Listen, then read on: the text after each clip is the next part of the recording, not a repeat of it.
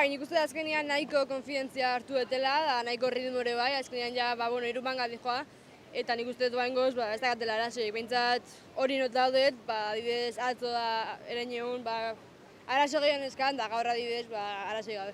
Zinean da hona iziakin ez da zer entzuten, esanekin, ze atean naiz, eta kionekin itzein du, da kalde dut zein dezu da ni bastakit. Orduan ez da zer entzuten, aizia gaina areak adijoa, orduan itzeitu bendana areak adijoa, baina, bueno, gaur ondo junta, así que, bueno. Zinean ez daki unian, honena da, aukerak sortzen jun, da, olatu pila bat hartu, oportunitate pila bat sortu, eta hori.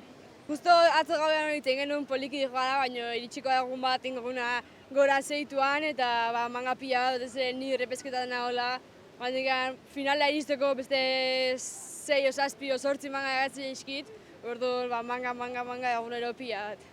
Sí, la verdad que hoy me he sentido mucho más confiada conmigo misma, con la rodilla, con la tabla, con las olas y con todo. Bueno, estaba un poco difícil, pero había olas muy divertidas, al final siempre hay olas y bueno, al final, bueno, muy a gusto. Sí, yo la verdad que no tenía ni idea de lo que había hecho, he salido fuera sin saber y bueno, luego mis compañeros me lo han dicho.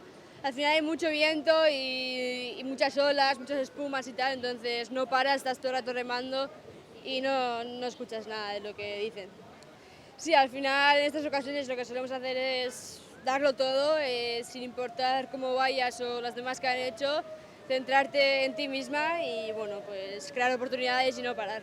Justo estuvimos hablando ayer a la noche que el campeonato está avanzando muy poco a poco, cada vez quedan menos días de tiempo de espera, entonces vamos a hacer arriba y al día al final van a ser muchas mangas, ahora estamos teniendo solo una manga, pero bueno, llegará un punto en el que habrá 2, 3, 4 o a saber cuántas mangas. Así que hay que guardar energías para esos días.